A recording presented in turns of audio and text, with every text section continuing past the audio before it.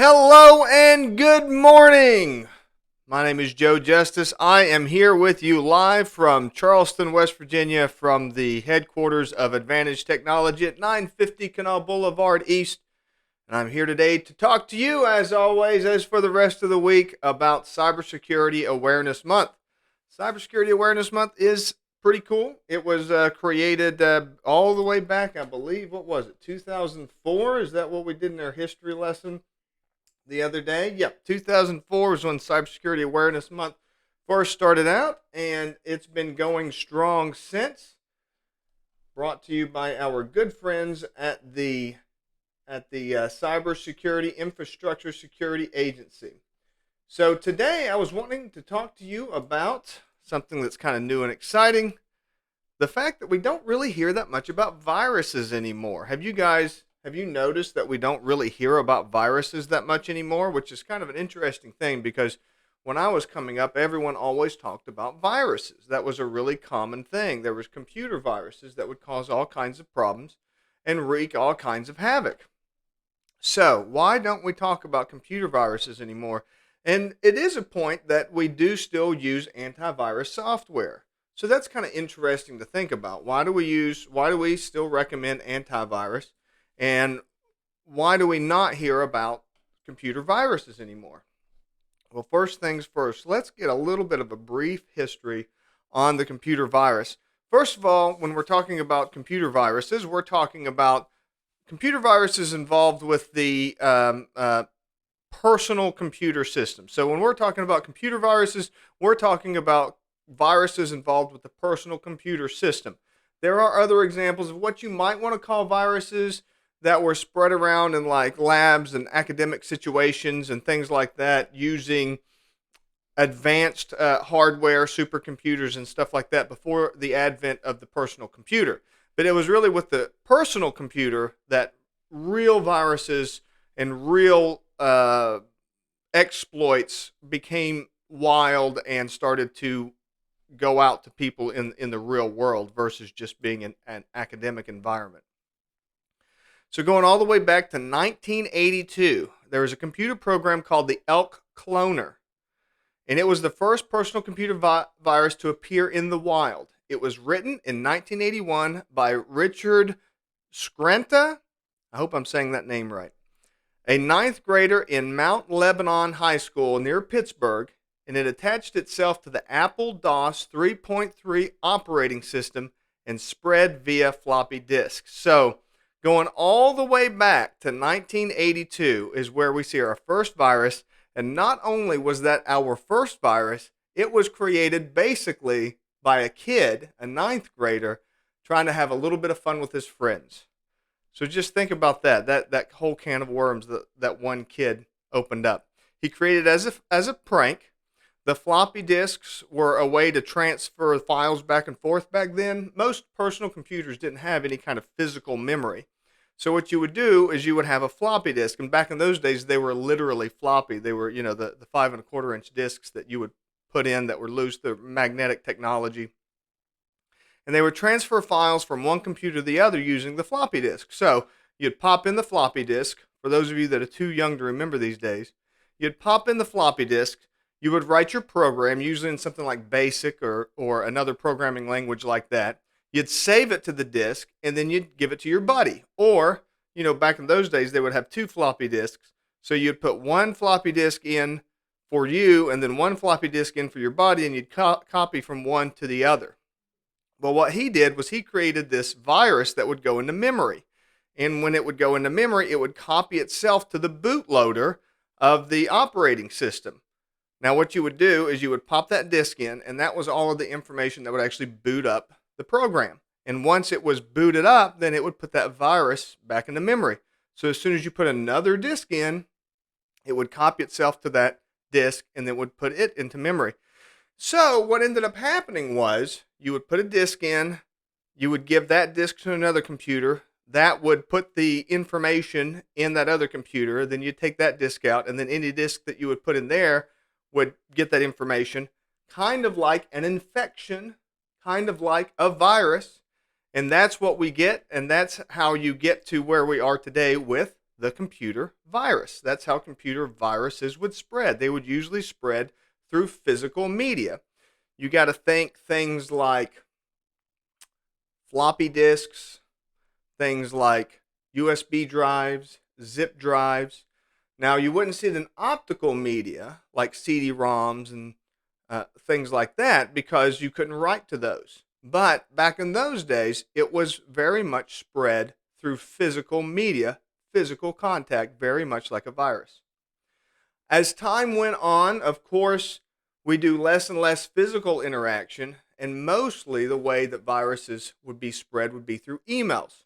And that kind of started getting into some murky territory because are they viruses now? And we started to come up with other terms for them, like worms, for example. It was very common for there to be like some kind of a payload that was not necessarily a virus, but it was something that you would not want on your computer that would infect your computer, say like a Trojan horse or some kind of spyware that would send all of your information back to some centralized location, something to that effect. But it would be spread through emails. So you would get an email, it would have an attachment, you would open up that attachment, and then you'd be infected. And in the early days, there were all kinds of different ones. For example, a really common one in the early days were screensavers. Those weren't exe files, so people thought that they were safe. But all a screensaver is an exe file. And actually, that goes quite a ways back. They would put up some cool looking graphic, some pretty graphic, while what's really happening is this virus was raging in the background, doing whatever. They did all kinds of things. They would infect your computer, like I say, Trojan horses that would allow people to take over your computer. They would spy on what you were doing to see if they could capture credit card information or password information. They would do really malicious things like delete all of your JPEG images, for example, or they would try to copy all of the data in a certain folder over, or things to that effect. So those were mostly spread through emails and through websites. So you would go to a website, you would download some software, and of course, back in those days, there wasn't anything like an app store or anything like that. You would just go out on the internet and you would download files, and you would just let them run wild. There was no kind of vetting or anything else. You just trusted the website that you were downloading it from. And even back then, you wouldn't get like a warning, like if you opened the file and it said, "Are you sure you want to run this program?" You wouldn't get anything like that. It would just run. So that's what we had as viruses. But as it wasn't really spread through physical media as much, and as things were changing and the techniques for delivering were changing, really virus didn't really work anymore. Now we still have a legacy of using that phrase and using that word. We use the word antivirus for the software that intercepts that kind of stuff. And we still use that word virus kind of as in a generic way, kind of the same way that we use the word hacker for any cyber criminals. When most cyber criminals aren't hackers, hacking is its own specific kind of thing.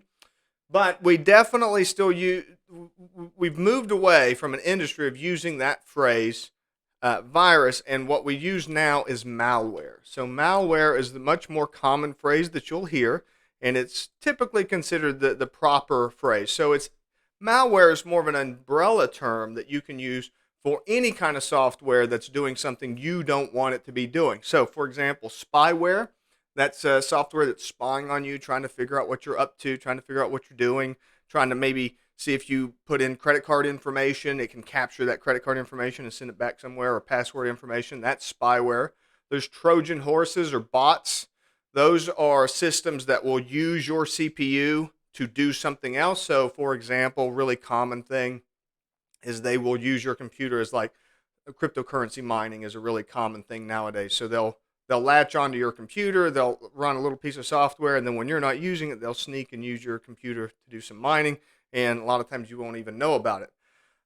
Some other examples are, the botnet's probably one of the most common ones. Spyware is one of the most common ones. There's still plenty of malicious stuff out there that tries to delete all of your JPEGs, or tries to get your computer to download stuff for them, or tries to, wipe out all of your documents, stuff like that. There's plenty of those that are out there that are just bad. They don't really have a purpose other than some clown trying to cause trouble.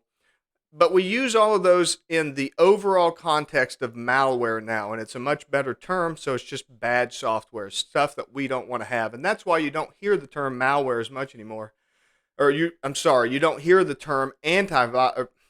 I still don't have the. You don't hear the term virus anymore because it's not really spread through physical media like it used to be, and the metaphor doesn't really hold up. So now any kind of software that's delivered, and there are still some viruses, true viruses that are spread through physical media like USB sticks and things like that, but they're very uncommon. So mostly what you're dealing with now is malware, and that's a better term, and that'll help you with communicating with your IT staff if you use the term malware for stuff like that.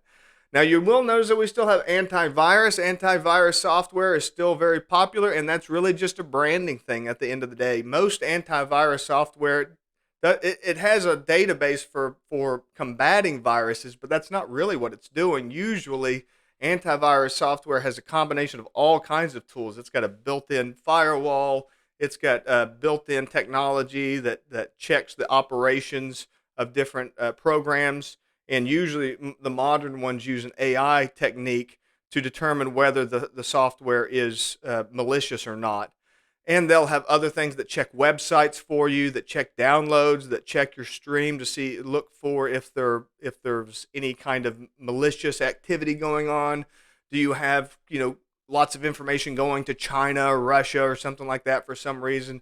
So the antiviruses are really much more sophisticated and more complicated than they used to be. But we just kind of, for legacy reasons, we just still call them antivirus software. And that's the reason that we still use that term. So I hope you found this helpful today. Thank you for listening for this long.